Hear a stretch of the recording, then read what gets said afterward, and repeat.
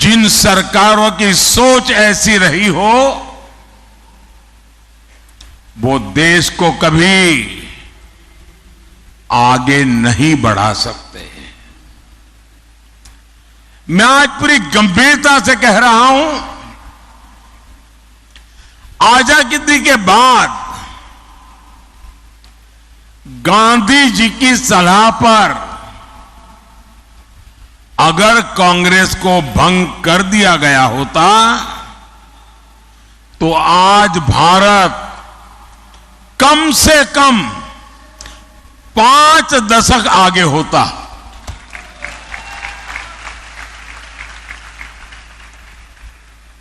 आजादी के बाद भारत की सभी व्यवस्थाओं का जो कांग्रेसीकरण हुआ,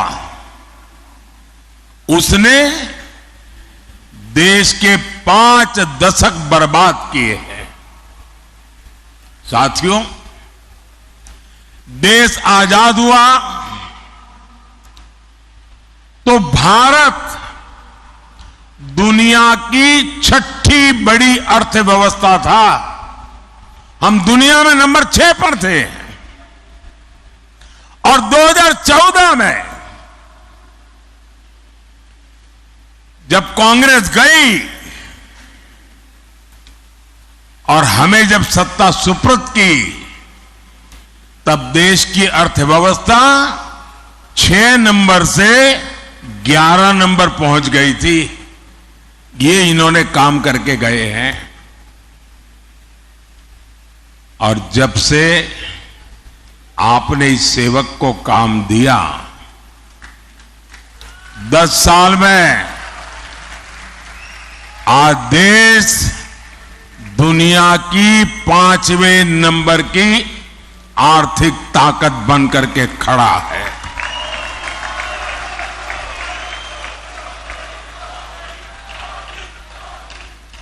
आज भारत में, मुंबई में रिकॉर्ड इन्वेस्टमेंट आ रहा है और मेरी गारंटी है कि कुछ ही सालों में जब मैं आपके बीच आऊंगा तो हम दुनिया की तीसरी बड़ी आर्थिक ताकत बन चुके होंगे।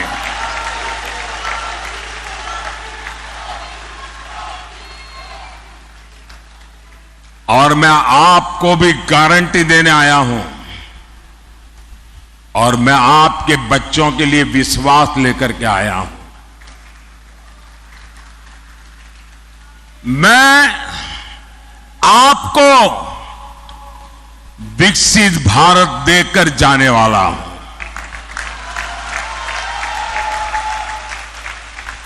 और इसलिए मोदी 24/7 फॉर 2047 के मंत्र के साथ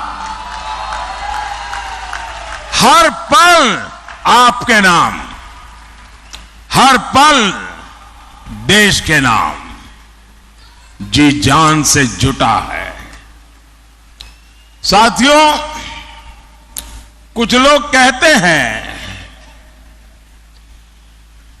कि मोदी जो ये कहता है वो असंभव है। निराशा की गर्त में डूबे हुए लोग उनमें आशा का संचार करना लोहे के चने चबाने का काम होता है। और इसलिए निराशा को पाल करके बैठे हुए लोग हर पल हर चीज असंभव ही अनुभव करते हैं।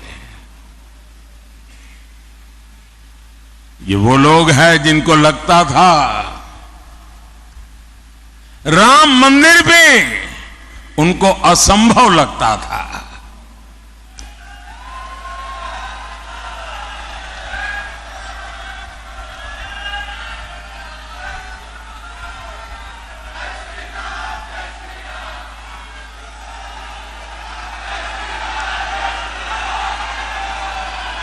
साथियों, दुनिया को कभी न कभी इस बात को स्वीकार करना पड़ेगा कि भारत भूमि में रहने वाले लोग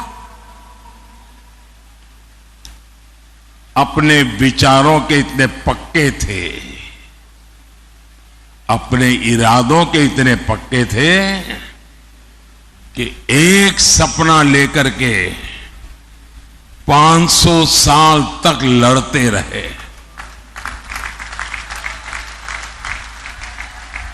ये छोटा इतिहास नहीं है।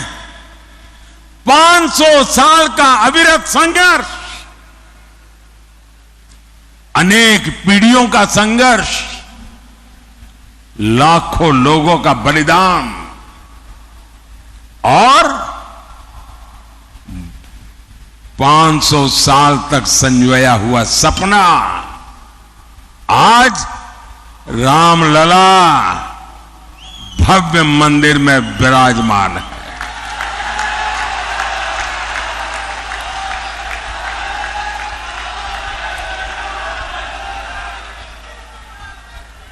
ये निराशा की गर्त में डूबे हुए वो लोग हैं जिनको आर्टिकल 370 का हटना भी असंभव लगता था। आज हमारी आंखों के सामने आर्टिकल 370 की जो दीवार थी ना, उस दीवार को मैंने कब्रिस्तान में गाड़ दिया है।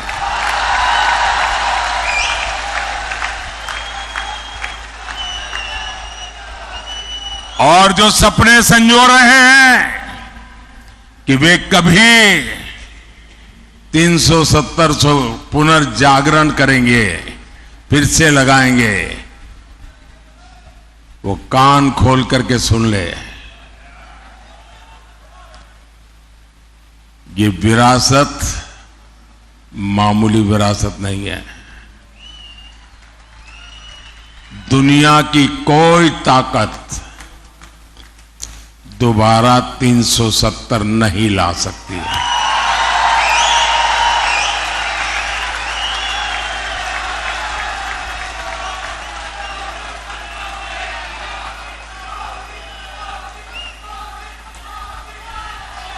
साथियों, हमारा देश दशकों तक सीरियल बम धमाकों से लहूलुहान होता रहा। आतंकी हमलों से मां भारती का सीना चीर दिया जाता था। मुंबई जैसे हमारे शहर थर्राते रहते थे। एक ही गूंज सुनाई देती थी कि कहीं कोई लावारिस चीज दिखाई दे तो पुलिस को जानकारी देना। एयरपोर्ट जाओ, स्टेशन पर जाओ, हर जगह पे लिखा रहता है लावारिस चीज को हाथ पर लगाना, लावारिस चीज से चौकन्ना रहना। 10 साल हो गए, सुना है क्या? सब बंद हो गया कि नहीं होगा? ये इनको असंभव लगता था। और अभी राज बता रहे थे 3 तलाक। देश की संसद ने 3 तलाक को ही तलाक तलाक तलाक कह दिया।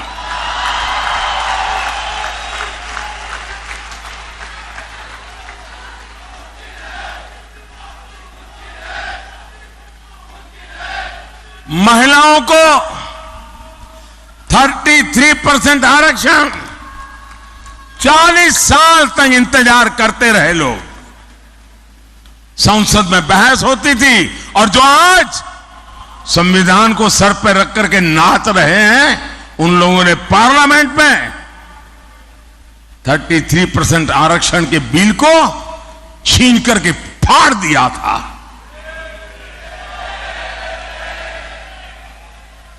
इन सब की छाती पे बैठ करके आरक्षण हुआ कि नहीं हुआ?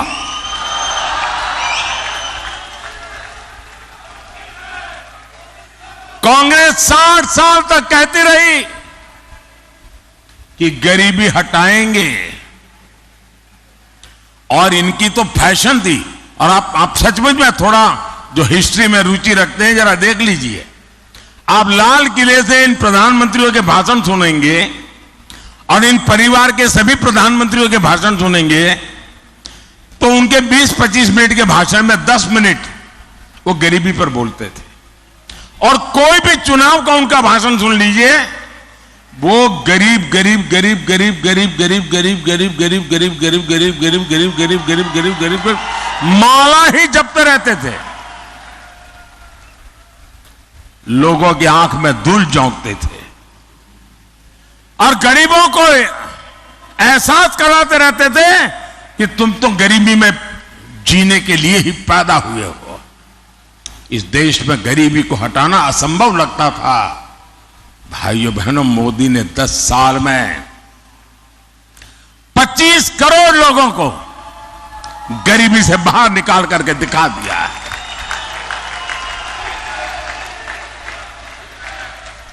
जो असंभव लगता था वो संभव हुआ कि नहीं हुआ? संभव हुआ कि नहीं हुआ? ये किसने संभव बनाया?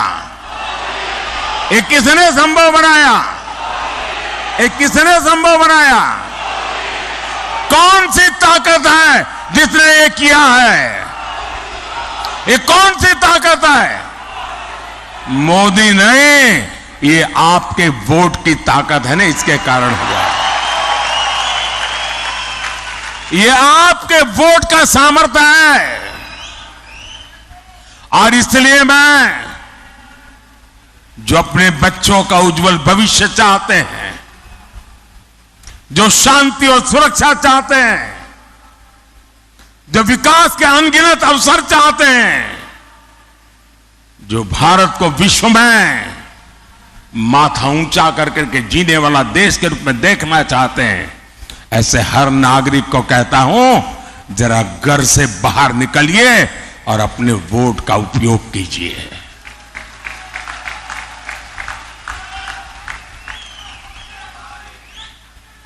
और मेरा आपसे आग्रह है, मैं आज मुंबई करके पास आया हूं, आपसे आशीर्वाद मांगने आया हूं। आप रिकॉर्ड तोड़ करके सारा मतदान करके दिखाइए इस बार। और जब मतदान करने के लिए घर से निकले ना, तो याद करना, कभी वो बम धमाके हुआ करते थे, सुबह घर से निकलते थे तो शाम को जिंदा लौटेंगे कि नहीं लौटेंगे इसका कोई विश्वास नहीं था। आज गर्व के साथ आपकी बेटी शाम को आनंद से घर लौट सकती है, ये याद करके जाना। और कमल पे और मेरे साथियों के जो सिंबल है उन पे अपना बटन दबा करके मोदी को जरा मजबूत कीजिए।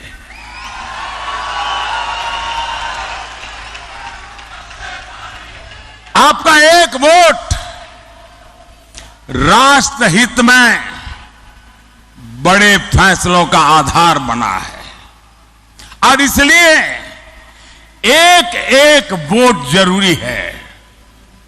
साथियों, इन लोगों ने जब जनादेश चुराकर सरकार बनाई, मैं महाराष्ट्र की बात कर रहा हूं, जनादेश को चुराकर सरकार बनाई तो विकास कार्यों से भी अपनी दुश्मनी निकाली। बुलेट ट्रेन का काम हो, मुंबई मेट्रो का काम हो, डेडिकेटेड फ्रेट कॉरिडोर हो, जेएनपीटी में कंटेनर टर्मिनल का काम हो, मुंबई से जुड़े हर बड़े प्रोजेक्ट को इन्होंने लटकाया, अटकाया और भटकाया। ये मुंबई के लोगों से दुश्मनी निकाल रहे थे। साथियों, मोदी का एक महत्वपूर्ण संकल्प है। मोदी मुंबई को उसका हक लौटाने के लिए आया है।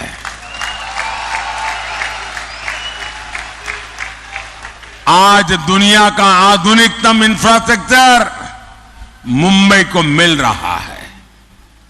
आज यहां अटल सेतु है, मुंबई मेट्रो का विस्तार हो रहा है, मुंबई लोकल का आधुनिकीकरण हो रहा है, नवी मुंबई में एयरपोर्ट बन रहा है, वंदे भारत ट्रेनें चल रही हैं, और वो दिन दूर नहीं जब देश की पहली बुलेट ट्रेन मुंबई को मिलेगी।